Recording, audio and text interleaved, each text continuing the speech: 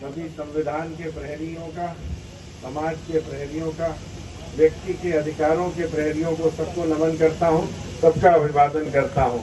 सबसे शिक्षित वर्ग है वकील, समाज की रक्षा आप करते हैं, हर व्यक्ति की रक्षा आप करते हैं, संविधान की रक्षा आप करते हैं।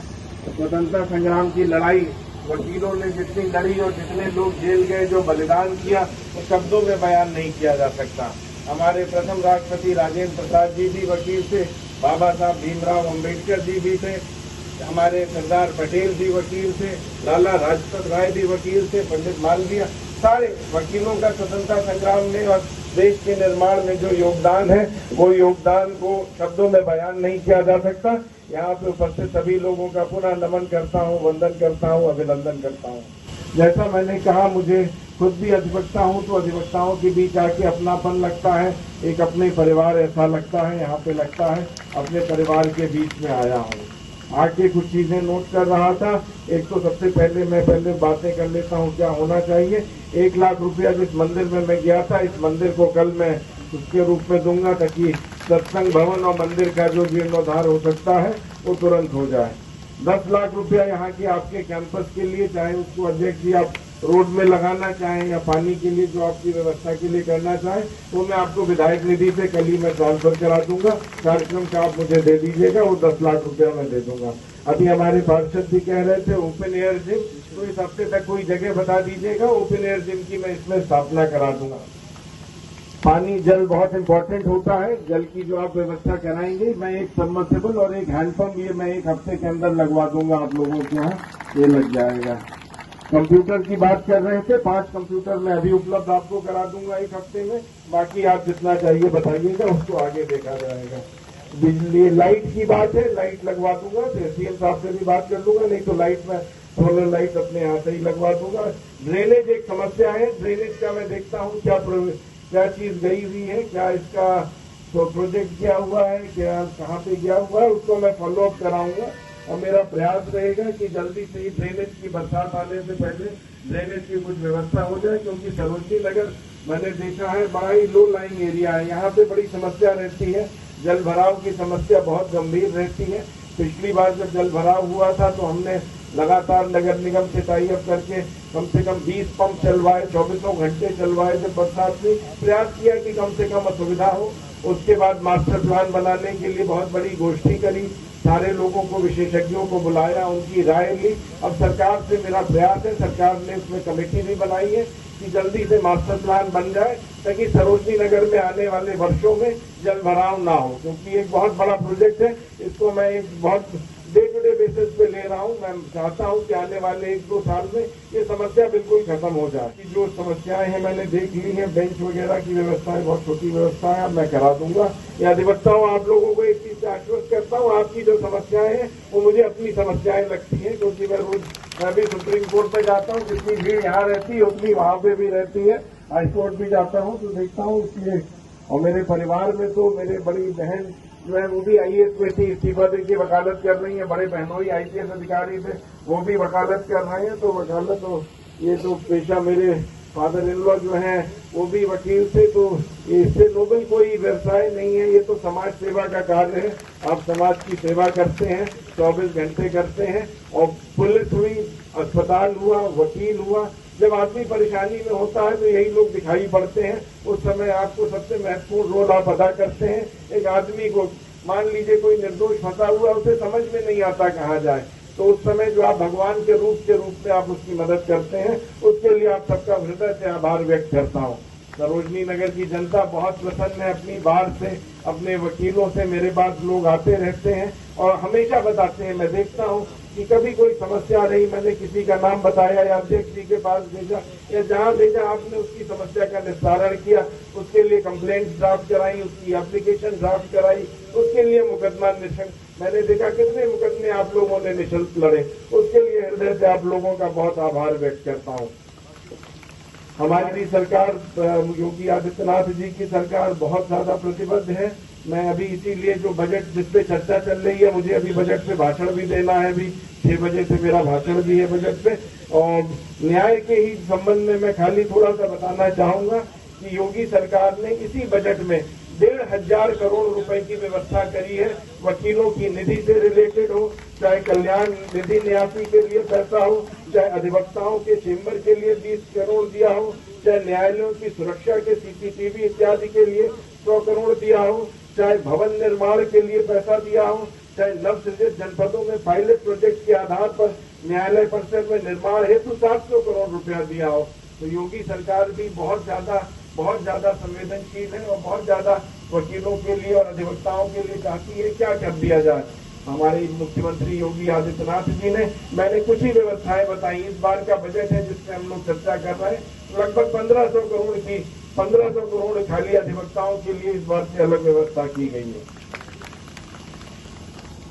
आप लोगों से पुनः अपील भी करता हूं मैं, सबसे ज्यादा शिक्षित आप हैं, सबसे ज्यादा आपका एक्सपीरियंस रहता है, लोगों की समस्याएं भी आप डील करते हैं, कानून के ज्ञाता आप हैं।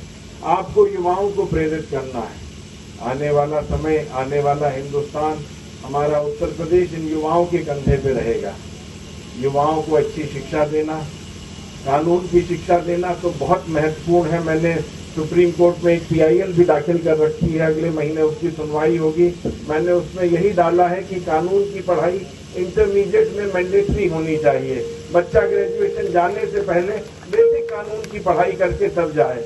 उसको मालूम इंटरमीडिएट तक तो एक बड़े ही सिक्योर एनवायरनमेंट में बच्चा पढ़ाई करता है।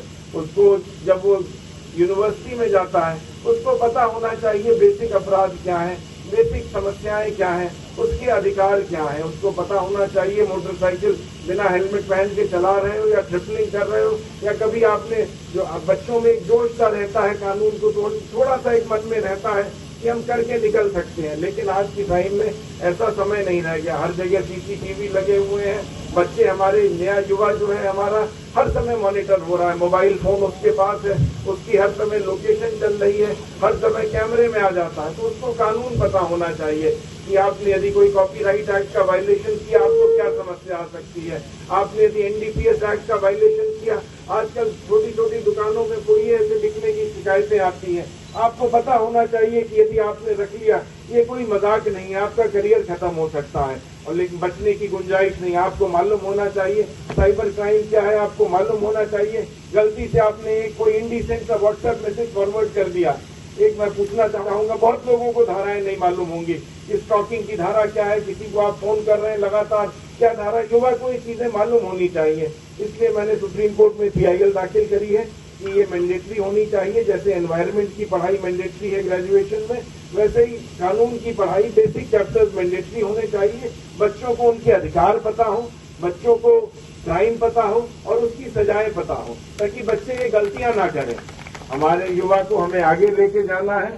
आपको भी अपील, आपसे यही अपील करता हूं कि युवाओं को आप ट्रेन करिए, युवाओं को अच्छी शिक्षा दीजिए और युवाओं को प्रेरित कीजिए कि समाज के लिए कार्य करें। सरोजनी नगर तो मेरा परिवार है। सरोजनी नगर के लिए जैसा बहुत चीजें बता रहे थे, 65 स्कूलों में अब तक मैं बच्चों के लिए झूले लगवा चुका हूं। 22,000 बच्चे पढ़ते हैं प्राइमरी स्कूलों में, तो लगभग 6,000 बच्चों को अब तक कवर करते हुए 193 स्कूल है, 65 में झूले लगवा चुका हूं। मेरा मानना है छोटे छोटे बच्चे स्कूल जाए तो उन्हें खेलने के अवसर मिलने चाहिए। 10 डिग्री कॉलेजेस और इंटर कॉलेजेस हैं। 10 कॉलेजेस में मैं डिजिटल लाइब्रेरी लगवा रहा हूं। अब तक 4 या 5 कॉलेजेस में स्थापित हो चुकी है और 10 कॉलेजेस में अगले 1 महीने में स्थापित हो जाएगी। मेरा मानना है बच्चों को डिजिटल लिटरेसी बहुत इंपॉर्टेंट है। आने वाला युग जो है डिजिटली लिटरेट और डिजिटली इलिटरेट के बीच होगा। वो पुरानी वाली साक्षरता का समय खत्म हो गया है। आने वाले ऑफिस आप देख रहे हैं किस तरह से ऑनलाइन बहस हो रही है। कोई कागज लेके वकील बहस करने, हम लोग सुप्रीम कोर्ट बहस करने जाते हैं, टैबलेट लेके बहस करने चले जाते हैं। आने वाला समय जो है डिजिटल लिटरेसी का है, तो डिजिटल लिटरेसी ज्यादा बढ़नी चाहिए। इसीलिए जितने मेरे यहाँ इंटर कॉलेजेस और डिग्री कॉलेजेस हैं, मेरा लक्ष्य है सब में 100% हम कंप्यूटर लैब, हम डिजिटल लाइब्रेरी स्थापित करें ताकि बच्चे को डिजिटल लिटरेसी 100% आए। इसी तरह से वृद्ध लोगों के लिए हमारे चच्चू भी बैठे हैं। बसे रामरथ हम लोग का चल रहा है लगातार अयोध्या के, उनको दर्शन हम लोग करा रहे हैं। बहुत आनंद आता है, सब लोग जाते हैं, दर्शन करके आते हैं अयोध्या का। बहुत ही उसका सुख अलग है। बेटियों के लिए हमारी बहुत योजनाएं चल रही हैं। बेटियों को हम लगातार प्रोत्साहित कर रहे हैं। बेटियां ज्यादा से ज्यादा पढ़ाई में जो अच्छा कर रही हैं उनको स्कॉलरशिप दिलाने की व्यवस्था कर रहे हैं लगातार, अच्छे स्कूलों में एडमिशन कराने की व्यवस्था कर रहे हैं, लगातार एडमिशन करा रहे हैं। सबको सहयोग करना चाहिए। आप सबके पास भी जो बच्चे आपके संपर्क में आए, जो युवा आपके संपर्क में आए, कृपया उनका बायोडेटा मेरे ऑफिस भेजें। 24 घंटे चलने वाला मेरा ऑफिस है, मेरे प्रतिनिधि लोग भी यहाँ बैठे हैं।